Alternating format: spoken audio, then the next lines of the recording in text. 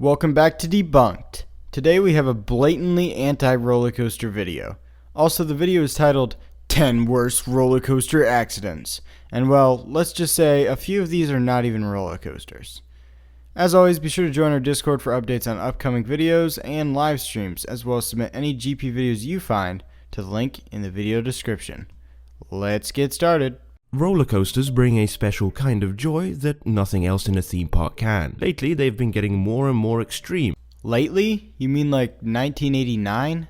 And some even seem to defy the laws of physics. However, name one that seems to defy the laws of physics.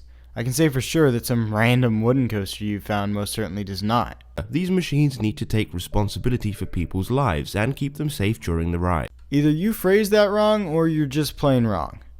If you phrased it wrong, then it should be, these roller coasters are responsible for keeping people safe. And if you're trying to say that they're responsible for killing people, then just no. You have a 1 in 300 million chance of dying on a roller coaster, as will be evidenced by the accidents on your list. Unfortunately, sometimes accidents have happened with some terrible consequences. All of the rides you have shown so far have a perfect safety record. Number 10. The Rat. Mark Blackwood had only recently started working on the Rat ride when tragedy struck. The teenager was carrying out some simple maintenance on the ride. Not simple maintenance. In fact, he was doing exactly what he was instructed not to do. He was trying to push a car that had stalled. This required him to enter the ride area, something that was completely forbid by park policy. This caused him to fall and was not the ride's fault or the park's fault. Only the worker's fault. When his hand got stuck, the ride didn't let go of his hand until it was at the top of the ride. Again, your story isn't accurate. Also, you're showing a completely different ride. It's dropping him to his death. This tragic event shows that staff members can be in equal danger as visitors. These huge machines need to be handled very carefully. Well, of course you need to be careful.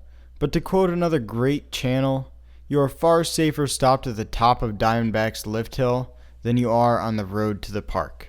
Number 9. Ride of Steel. Picture this. Sergeant James Hackner, a retired Iraqi war veteran who had lost both of his legs during the war, wanted to relax and enjoy his day at the theme park. After having asked the staff for which ride they would recommend for him from a safety standpoint. Nope, that's not what happened. He got into the park and was directed by the park to take a pamphlet on safety for disabled guests. He refused the pamphlet and made his way directly to the Ride of Steel. Once at the Ride of Steel, he boarded from the exit to the train without asking for assistance from a staff member.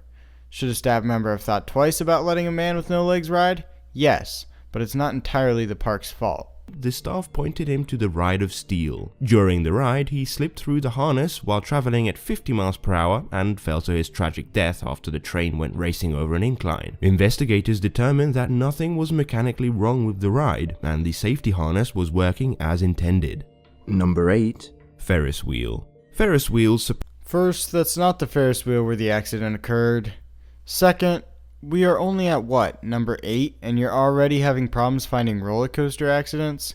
That shows you how truly safe these rides are. Next. Number 7. Batman. While this incident was not the ride's fault in any way, thank you for saying that. It's still tragic. Back in 2008 in Six Flags over Georgia, a 17-year-old boy lost his hat. Despite the numerous warnings everywhere, he climbed the fence of the Batman ride to try and retrieve the hat when he was decapitated by the 80 km/h ride. Nobody else on the ride itself was injured. Your story is almost correct. There were no riders on the ride at the time as it was testing, and as you said, it was completely the guest's fault. This isn't the first time a life was lost to the Batman ride. How hard is it to call the ride by its real name? It's Batman the Ride, not the Batman ride. Back in 2002, 50-year-old groundskeeper Samuel Milton Guyton was also killed after he wandered into the roller coaster's path and was kicked in the head by the dangling leg of a passenger on the ride. This accident was also the guest's fault, not the park's. Number 6. Space Journey. First off, this ride is in China where safety standards are, well, practically non-existent. Second, this is not a roller coaster. Also, it's not a knockoff of Mission Space. Gosh darn it, GP, next. Number 5. Fujin Raijin II. Again with the names. It's just Fujin Raijin 2, not Fujin Raijin II. What do you call X2? X the second? or Fury. Fury 325. This attraction, in which passengers stood throughout the course of the ride, had a horrible accident in 2007 when the train derailed. No, the train did not derail. One of the cars derailed And hit one of the guardrails. A 19-year-old woman died and 19 other passengers were injured. After investigating the cause of failure, it was found out that the axle was to blame and it should have been replaced many years prior to the accident. Somehow it had not been a part of the regular inspections. All jokes aside, the park was actually responsible for this accident. Number 4. Superman Tower of Power. Tragic as this accident was, at least nobody died for once. You are showing the wrong Superman Tower of Power. The ride you are showing is at Six Flags Over Texas and was made by S&S. This ride has a perfect safety record. The ride that had the accident was at Six Flags Kentucky Kingdom, and it was made by Intamin and looked like this. In 2007, the Superman Tower of Power ride at Six Flags Kentucky malfunctioned. Okay, what's with you and names? Is this Six Flags New Jersey? And this Six Flags Massachusetts? And this Six Flags Ohio? As the ride ascended, the cables snapped and were slapping the passengers in the face and torso. The passengers yelled for the ride to be stopped, but they were already 180 feet in the air, and it was too late. As the ride dropped, the cables injured many of the passengers, but one girl in particular who got her feet severed at the ankles. That was an accurate enough retelling of the events. But you're still showing the wrong ride. Ultimately causing her to lose her feet.